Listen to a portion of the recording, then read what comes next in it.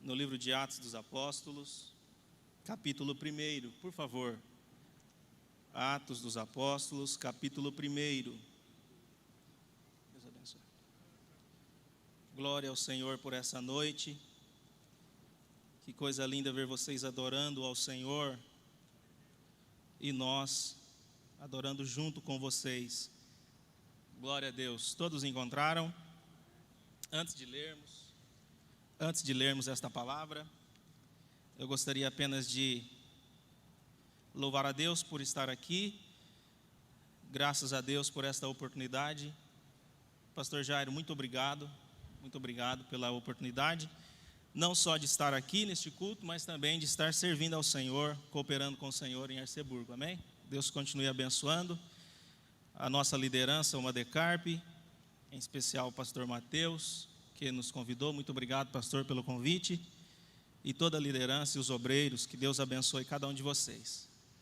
Queridos, vamos rapidamente à palavra do Senhor. Vocês encontraram Atos capítulo 1, não falei o capítulo, né? Atos capítulo 1, versículo também 1. Esse é o texto que nós vamos meditar nesta noite, nesta ocasião. Atos capítulo 1, versículo 1.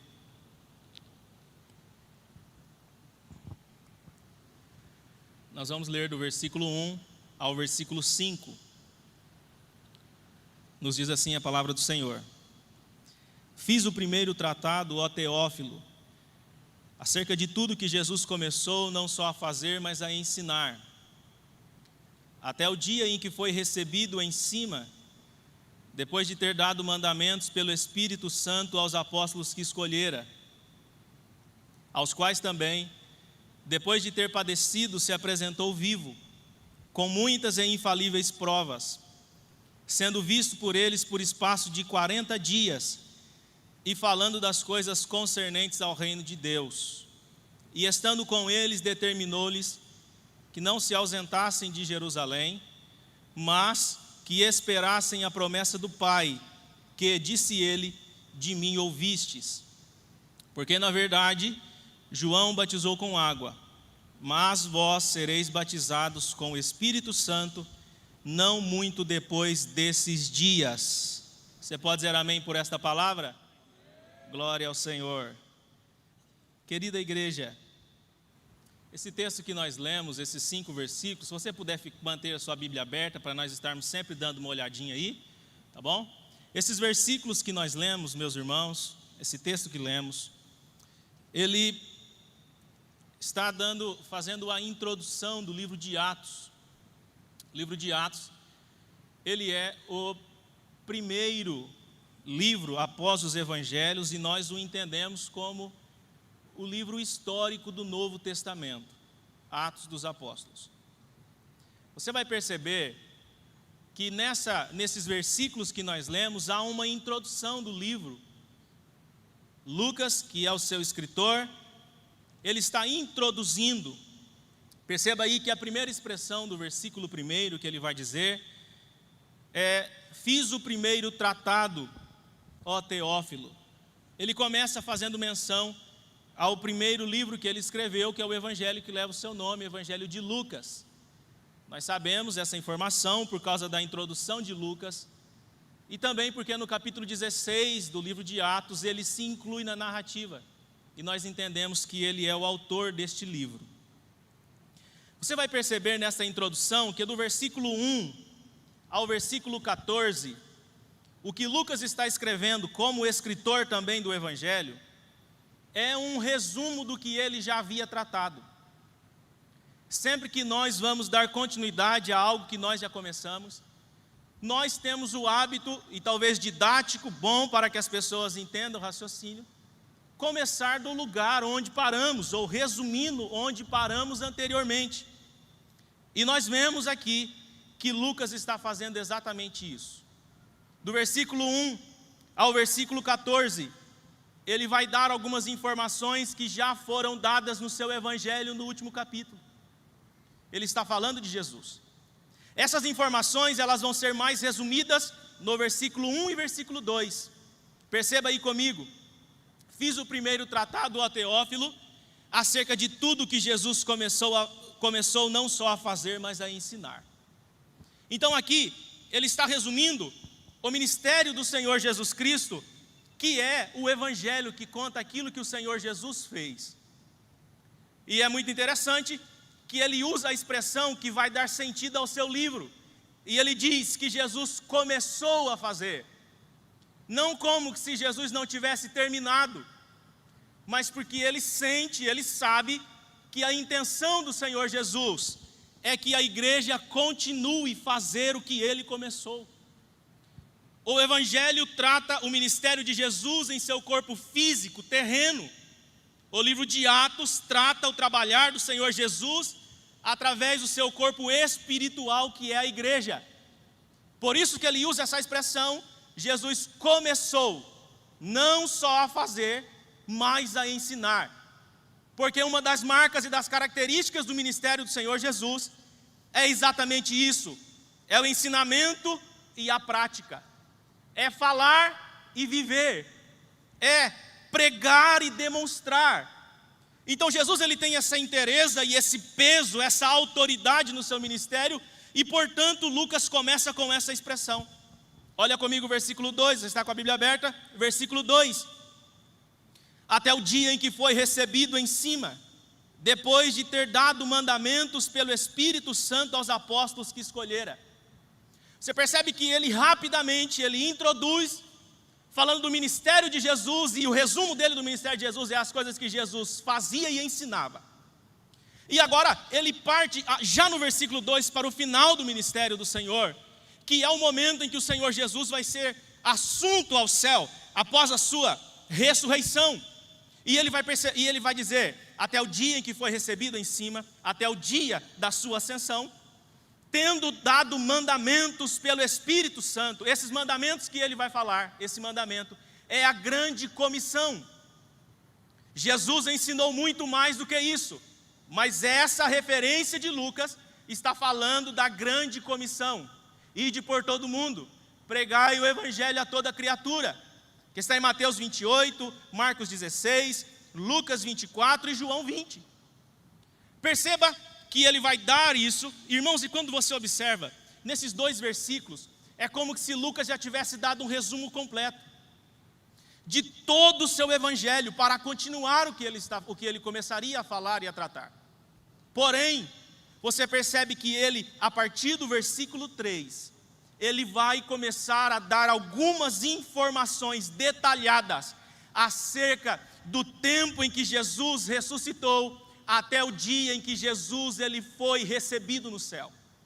É como se, quando você lê o último capítulo de Lucas, você percebe que ele passa por isso de maneira rápida.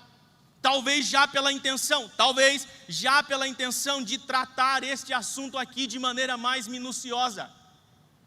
Irmãos, quando nós observamos que ele diz isso, a informação do versículo seguinte, ela nos mostra que Jesus ficou na terra, após esse momento, até a sua ascensão, ele ficou na terra por um espaço de 40 dias. Jesus, depois de ter ressuscitado ao terceiro dia em que morreu, ele permaneceu aparecendo. Não foi uma permanência fixa, mas ele aparece diante dos discípulos por um espaço de 40 dias. E há uma pergunta interessante de se fazer, e a pergunta é a seguinte: o que restava para fazer que Jesus ainda não tivesse feito? Porque Jesus sentiu a necessidade de permanecer mais 40 dias? Porque o que nos 33 anos de vida do nosso Senhor, nos seus 3 anos e meio de ministério, o que ele não fez que precisava ser feito, e por isso ele decidiu esperar mais 40 dias até voltar ao céu de forma definitiva? Eu quero dizer a você que nós cremos que Jesus, quando morre e ressuscita, o seu sacrifício está completo. Não é essa a intenção desta pergunta. O sacrifício de Jesus está completo. A redenção está concluída. Nós entendemos que a redenção do homem, ela não é um evento somente do dia da crucificação, mas ela é algo de toda a vida de Jesus. porque desde o seu nascimento ele não nasce de forma comum, mas pela virtude do Espírito Santo, e toda a sua vida ele vive de forma para estar à altura de morrer na cruz. Não é só morrer na cruz, mas é ser suficiente para a cruz, é morrer e resolver o problema. E quando Jesus está na cruz, a última expressão é: está consumado. Está consumado. Então, a essa altura, não existe nada que Jesus tenha que fazer que ele não tivesse feito. A essa altura não há nada inacabado. A salvação do homem em Jesus Cristo está concluída. Jesus decide ficar na terra por mais 40 dias, por um motivo especial. Jesus decide ficar na terra por mais 40 dias por causa dos discípulos. Por causa dos discípulos. Esse momento da crucificação de Jesus, da sua morte, foi um momento muito difícil para os discípulos. E quando você começa a observar, você vai ver que cada um reagiu à sua forma. No momento de sua prisão, todos fugiram, com exceção de João, que provavelmente esteve todo momento ao lado do Senhor, porque sempre tem um. A Bíblia diz que o que se sucede depois, os discípulos fugiram, os discípulos vão ficar escondidos com medo das autoridades. Pedro nega Jesus enquanto ele está vivo, e quando Jesus morre, ele certo dia decide pescar, João 20, e por causa da sua, 21, e por causa desse dom de liderança que ele tem, 7 discípulos acompanham ele. Tomé, ele diz: eu não consigo crer, a menos que eu toque, não consigo crer.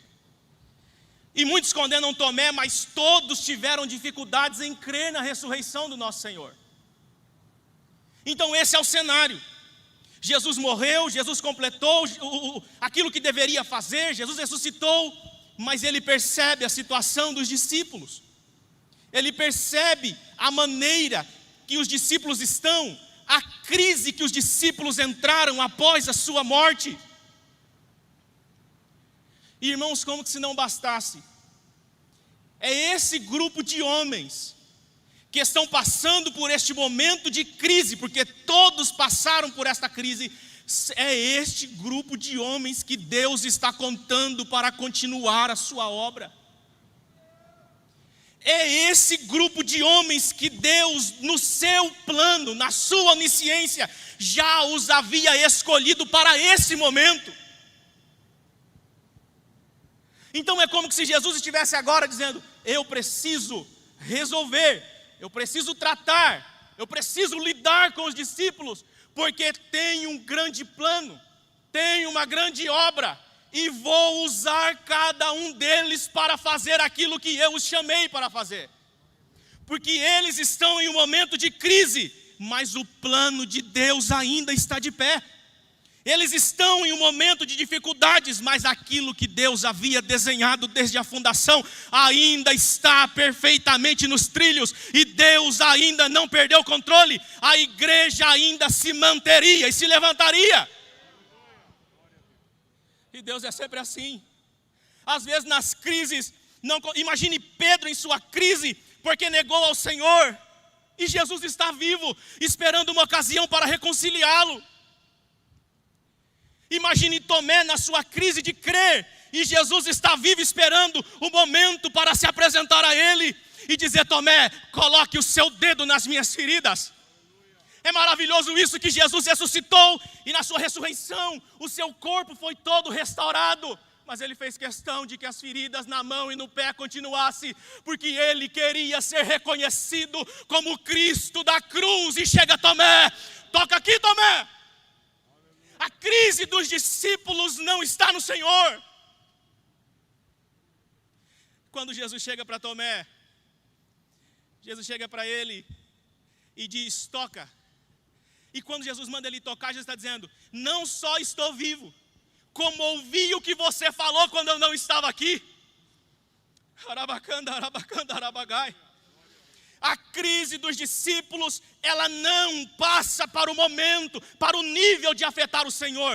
Deus está no controle e Ele sabe o que vai fazer. Eu quero liberar esta palavra para você nesta noite.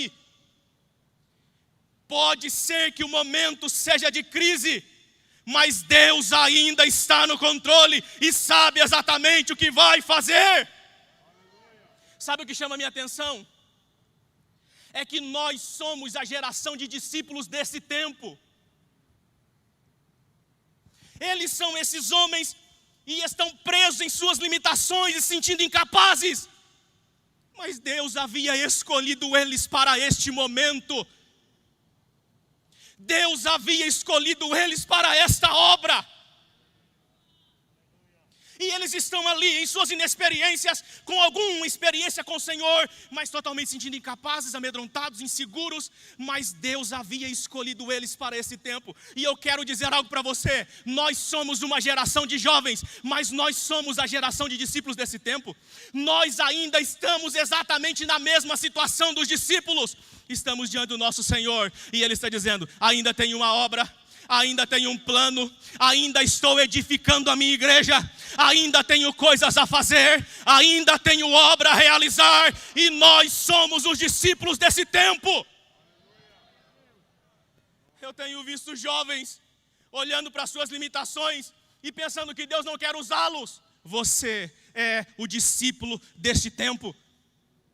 Eu tenho visto pessoas na internet dizer que essa é a pior geração de jovens que já houve. Mas eu quero dizer, Deus ainda está no controle da história e a igreja ainda está sendo edificada.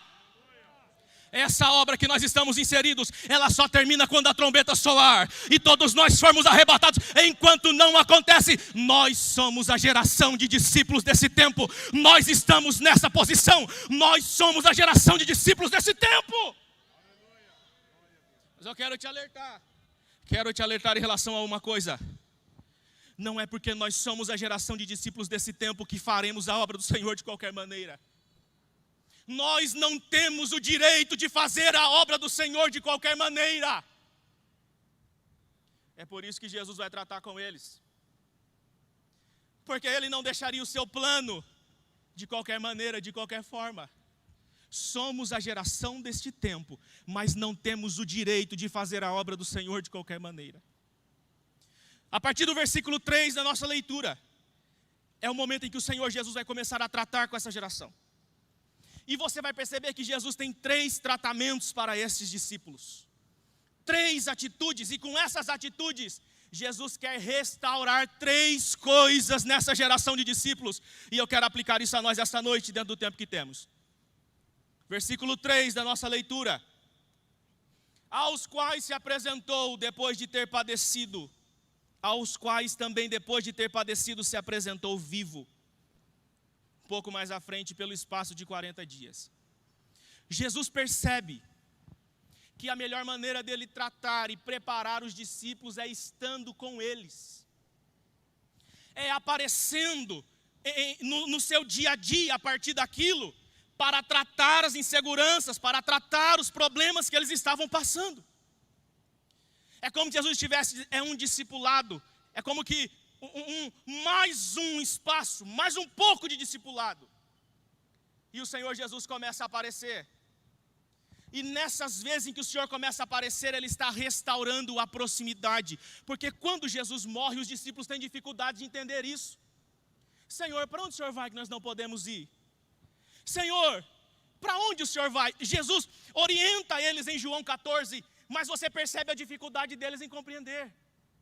Então quando Jesus morre, há um desligamento e eles estão se sentindo distantes do Senhor. Muitos com dificuldades de crer que o Senhor ressuscitou, mas Jesus chega para eles e se apresenta no meio deles vivo. E Jesus está querendo dizer, não há problema que a comunhão comigo não resolva. Não há insegurança que a comunhão comigo não resolva. Não há crise existencial que a comunhão comigo não resolva. Não há dificuldade de crer que a comunhão comigo não resolva. Então Jesus se apresenta no meio deles e está com eles, aparecendo quando precisa, liberando a palavra, restaurando quem precisa ser restaurado, reconfirmando quem precisa ser, que a sua esperança seja reconfirmada. E eu quero dizer algo para você, que uma primeira coisa que o Senhor quer fazer em nós, geração de discípulos desse tempo, é restaurar em nós a comunhão com o Senhor. Muitas vezes, eu sou novo, mas eu tenho liderado e estado em meio de jovens durante a minha vida inteira. Mas eu quero dizer uma coisa para você, muitas vezes eu tenho visto jovens se sentindo desejosos de conquistar o mundo para Deus, mas ainda não aprenderam a conquistar um tempo no seu dia para estar sozinhos com Deus. Tenho visto jovens que muitas vezes eles querem fazer muitas coisas para o Senhor, mas ainda não aprenderam a submeter a sua vontade e ter tempo com o Senhor. Eu quero dizer uma coisa, você não estará pronto para fazer o que Deus quer que você faça, enquanto você não aprender a ter tempo com o seu Senhor. Você não está pronto para fazer aquilo que Deus quer para você, enquanto você não aprender a estar sozinho na presença do seu Senhor. É lá que nós somos trabalhados, é lá que nós crescemos em comunhão com Ele, é lá que nós somos preparados para a obra que Ele quer que nós façamos. Em Mateus capítulo 9, Jesus começa a dizer: a seara está grande, a colheita é muito, mas não tem quem trabalhe. O mundo está como ovelhas que não tem pastor. E Ele olha para os discípulos a partir do versículo 38 e diz: rogai ao Senhor da seara que mande ceifeiros para a sua seara. Jesus poderia ter dito: vão trabalhar porque não tem gente para trabalhar. Mas Ele diz: vão orar, porque a menos que vocês orem não vai acontecer nada. Vai orar, porque é a oração que faz a obra acontecer. Vai orar, porque enquanto você ora, eu levanto pessoas para realizar a minha obra. E detalhe, a resposta dessa oração seria eles. Mas Ele está dizendo: enquanto vocês não aprenderem a orar, vocês não estão prontos para ser trabalhadores. Enquanto vocês não aprenderem a rogar, vocês não estão prontos para fazer o que eu quero que vocês façam. Rogai ao Senhor da seara que mande ceifeiros para a sua seara. Nós precisamos ser uma geração que deseja estar na presença do nosso Senhor.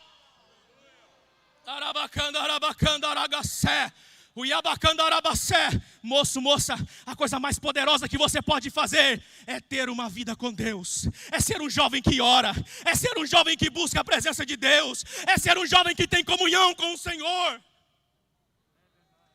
Somos a geração de discípulo deste tempo, mas a menos que aprendamos o valor de estar a sós com Deus, não estaremos prontos para realizar a obra. Há uma segunda coisa que o Senhor quer restaurar nos discípulos. Versículo 3. A segunda informação desse texto diz: com muitas e infalíveis provas, sendo vistos por eles por espaço de 40 dias. Com muitas e infalíveis provas. Jesus percebe a dificuldade dos discípulos crer na sua ressurreição. Então Jesus aparece mostrando para eles que Ele havia ressuscitado. E dentre essas muitas provas, a Bíblia diz que Jesus se apresentou para Tomé, como já mencionei. A Bíblia diz que certa vez eles estão com o salão, o lugar onde estavam fechados, Jesus apresenta no meio deles. Em outra ocasião, a Bíblia diz que Jesus come com eles. Por que Jesus está fazendo isso? Ele está dizendo: eu ressuscitei. Vocês precisam crer que eu ressuscitei. E Ele está ali, porque Ele deseja que esta marca esteja profunda nos discípulos. Porque, irmãos, como dizer para o mundo que Jesus ressuscitou, se eles ainda tinham dúvidas da ressurreição do Senhor? Como enfrentar o que eles enfrentariam, se eles ainda tinham dúvidas de que o Senhor tinha ressuscitado? Então o que Jesus está fazendo é dizer para eles: vocês precisam crer que eu ressuscitei. Eu e você precisamos aprender que essa segunda coisa que o Senhor quer restaurar é a convicção. Precisamos crer no Senhor que nós servimos e na sua palavra. Há uma crise de convicção. Talvez você diga, não, eu não tenho crise de convicção. Deixa eu te dizer, se você está no seu trabalho, diante de alguém que precisa de uma palavra, e você não dá essa palavra, é porque você não tem profunda convicção de que esta palavra pode mudar a vida desta pessoa. Se nós somos jovens, que muitas pessoas ainda não sabem que servimos ao Senhor, é porque nós ainda não temos convicção de que servir ao Senhor é a melhor coisa do mundo a se fazer. E é exatamente o efeito nos discípulos. A crise de convicção faz eles se esconderem. A crise de convicção faz eles se trancarem. Mas Jesus apresenta e diz, eu ressuscitei. Mas há uma coisa poderosa, que a convicção do Senhor não é somente isso. Mas a última parte desse versículo 3 diz, e falando das coisas concernentes ao reino de Deus. Porque não é somente ver Jesus ressuscitado, mas é compreender o papel de Jesus nas Escrituras. Então você vai ver que Jesus aqui, com essa referência, é que Jesus está ensinando eles. E quando Jesus se encontra com os discípulos de Emaús, a Bíblia diz que ele começava desde os profetas. E vinha lhes explicando que era necessário que o Cristo padecesse aquelas coisas, morresse e fosse ressuscitado ao terceiro dia. E eles estão dizendo, o nosso coração está queimando quando esse homem está nos falando a palavra. Porque parte desse tratamento de convicção não se resolve só com experiências, mas com ensinamento. Deus não chamou os discípulos para ser um grupo de fanáticos enfrentando o mundo, dizendo, nós vimos. Tomé dizendo, eu coloquei a mão. Não, Deus chamou eles para dizer, nós vimos. Eu toquei a mão. E ele não era qualquer homem, ele era o Jesus das Escrituras. Nós sabemos quem ele é no Pentateuco. Nós sabemos quem ele é nos Salmos. Nós sabemos quem ele é nos profetas. Ele é o Jesus das Escrituras. E é esta mensagem que abalaria o mundo. Louvado seja Deus pelas experiências que temos. Mas Deus não nos chamou somente para experiências, mas para profundo conhecimento de sua palavra, para pregarmos o evangelho ao mundo, porque é a palavra que quebranta, é a palavra que transforma, é a palavra que muda. Jovem que só gosta de movimento, mas não gosta de aprender a palavra, só dá problema. Só dá trabalho. Quem é pastor sabe, é só preocupação. Mas quando somos desejosos pela experiência e amantes da preciosa palavra do Senhor, certamente que nós seremos cheios da graça de Deus em nossas vidas. E Jesus está dizendo, veja que eu ressuscitei, mas olhe nas Escrituras quem eu sou. Veja que eu ressuscitei, mas olhe por que eu morri. Veja que eu ressuscitei, mas olhe o que está acontecendo. É por isso, meus irmãos, que quando esses discípulos, antes da crise de convicção, eles estão aqui, presos, amedrontados, mas depois que Jesus restaura a convicção, eles estão dispostos a enfrentar o mundo, eles estão dispostos a enfrentar qualquer coisa. Eles chegam diante de autoridades para testemunhar que Jesus ressuscitou, para testemunhar o papel de Jesus nas Escrituras. E a Bíblia diz que certa vez, no capítulo 4, versículo 20, alguém chegou para Pedro e João, deram uma reprimenda neles e disseram, não fale mais desse Jesus. E eles disseram, é melhor obedecer a Deus do que obedecer aos homens. E a expressão do versículo 20 é maravilhosa. Nós não podemos deixar de falar do que temos visto e ouvido. É como se ele estiver dizendo, não é uma opção, eu não consigo me calar mais. Não é uma opção, eu estou tão profundamente convencido de quem é o meu Senhor, eu não consigo me calar. Eu não consigo ficar quieto. Eu não consigo estar na escola onde todo mundo está falando que não agrada a Deus e ficar quieto. Eu não consigo estar num trabalho onde todo mundo só fala o que não agrada ao Senhor e ficar quieto. Eu não consigo ser um jovem que não fala do Senhor. Eu não consigo testemunhar, porque o meu coração está cheio, transbordante de convicção de que o meu Senhor é o Jesus das Escrituras. Veio em carne, morreu ao terceiro dia, ressuscitou e vem para nos buscar. Irmãos, quantas vezes nós temos ouvido em pregações, ouvido em ensinos, ouvido os nossos pastores, pregue o Evangelho, como que nos implorando, sentindo o temor do Espírito Santo. E grande parte de nós não pregamos. Deus nessa noite quer restaurar a sua convicção. Porque quando o coração está queimando, meu irmão, é natural. Quando o coração está transbordando, é natural. E eu quero te dizer, Deus quer hoje restaurar dentro de você esta comunhão. Deus quer restaurar hoje dentro de você esta convicção. Talvez você é um jovem que aqui dentro você pula, louva, glória a Deus por isso. Mas e a sua convicção de falar quem Jesus é? Você é a geração de discípulos desse tempo. Você é a geração de discípulos desse tempo. Para encerrarmos, aleluia, eu quero dizer a você que há uma terceira coisa que o nosso Senhor vai restaurar. Observe ainda no capítulo 1, agora versículo 4. E estando com eles, determinou-lhes que não se ausentassem de Jerusalém, mas que esperassem a promessa do Pai, que disse ele: de mim ouvistes. Porque na verdade João batizou com água, mas vocês serão batizados com o Espírito Santo não muito depois desses dias. Jesus quer restaurar neles a esperança do Espírito que viria. Porque se na crise eles não estão crendo nem no Senhor, que dirá no Espírito? Não diminuindo de forma alguma, mas pela posição que eles estão.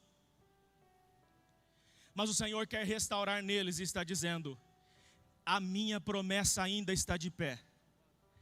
Vocês são a geração de discípulos desse tempo, e eu ainda vou derramar virtude de Deus sobre vocês. É tão maravilhoso isso, porque você percebe que há uma sequência. É estar com o Senhor que alimenta a minha convicção e me faz crer nessa promessa maravilhosa. É ter comunhão com o Senhor, estar cheio de convicção pela sua palavra e pelas experiências que Ele me dá. E então estar pronto para receber a promessa. E o Senhor diz: espere, fiquem até que essa promessa se cumpra. Irmãos, por que Jesus quer que eles fiquem até que a promessa se cumpra? Jesus quer que eles fiquem até que a promessa se cumpra, porque o mundo não precisa de um grupo de pessoas narrando o que aconteceu somente. O mundo não precisa de um grupo de pessoas contando a história de como foi. O mundo precisa de Cristo, a pessoa de Cristo.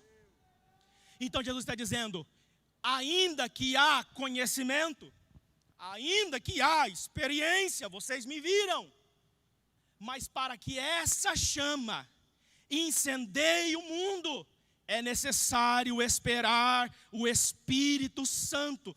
Porque quando o Espírito Santo vir, Ele vai capacitar vocês, e vocês serão usados para levar a mensagem, e essa mensagem vai colocar fogo no coração de multidões, e multidões serão alcançadas, não por um relato, não por uma história como quem conta um conto, ou como quem escreve um livro qualquer, mas pela veracidade das palavras. É ouvir sobre Jesus e sentir Jesus na palavra, é ouvir sobre Jesus e o coração começar a queimar. Aquilo, sabe a expressão que quando Pedro está pregando, e o coração deles foram atingidos, é o Espírito que faz isso. É o Espírito Santo que pega a palavra e faz dela uma flecha e atinge o coração do pecador e atinge o coração das pessoas. Então, dizendo, espera receber o Espírito. Espera receber o Espírito. Eu não vim aqui dizer para você, não pregue até você receber o Espírito. Não, eu vim aqui dizer para você, é tempo hoje de receber o Espírito para fazermos a obra do Senhor.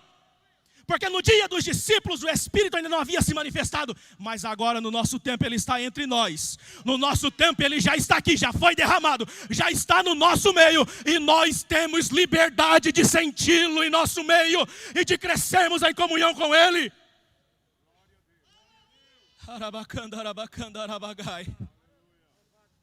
Irmãos, fazer a obra do Senhor.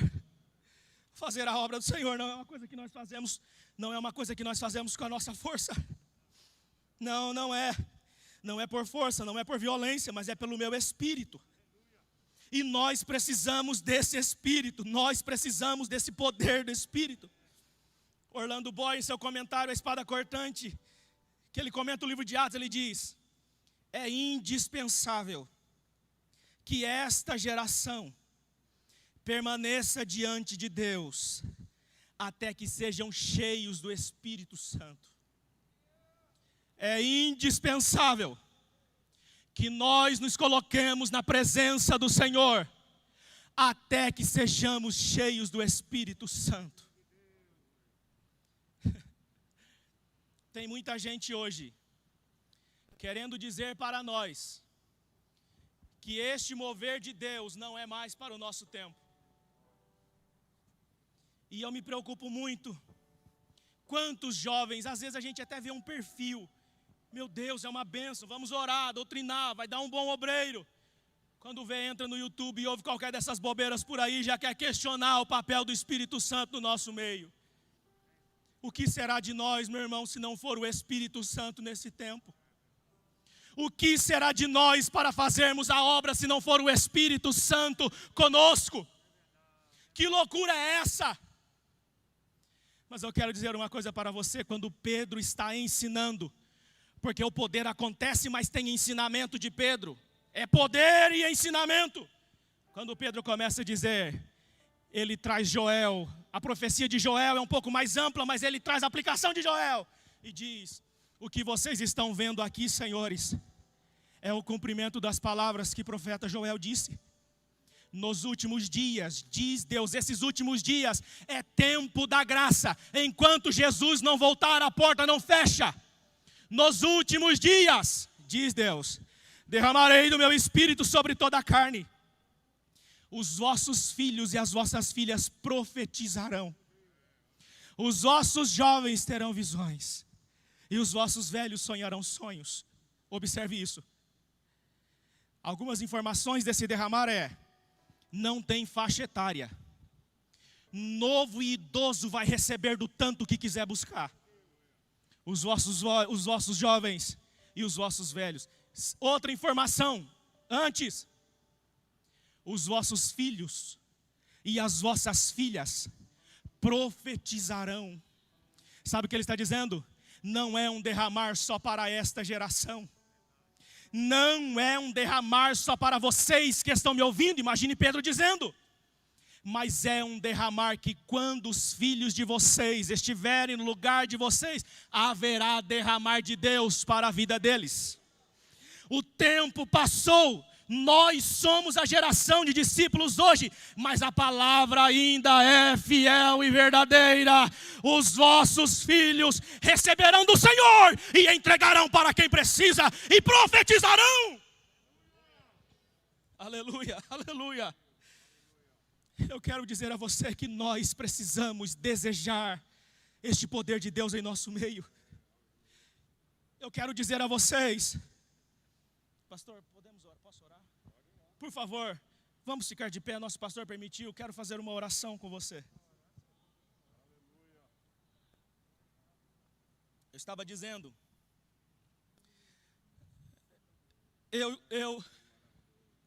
preste atenção no que eu estou falando.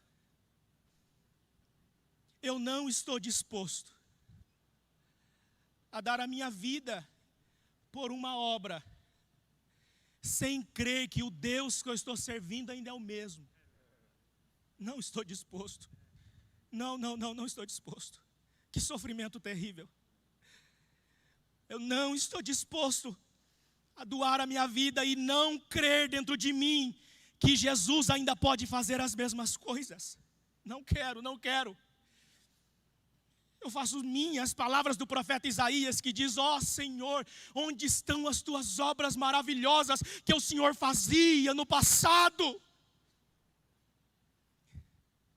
E eu quero que você ore neste momento, que você feche os seus olhos e que você ore comigo, porque nós somos a geração de discípulos desse tempo, e você sabe o que Jesus precisa restaurar em você. Talvez Jesus precisa restaurar a comunhão, porque você é um jovem que não ora. Quantos dos nossos jovens só vivem no celular e não oram mais? Talvez você precisa, neste momento, rogar ao Senhor para que Ele restaure a convicção da sua alma, porque você não consegue mais olhar para a palavra e ter a sua fé fundamentada no ensino, nas Escrituras. Talvez você olhe e diga: Senhor, restaure o meu desejo por esta promessa, para que eu seja cheio do Teu poder e veja neste tempo o Senhor fazer as mesmas coisas que o Senhor fazia. Não sei qual é a tua oração, mas sei que o Senhor está neste lugar e vai ouvir o que você está orando aqui.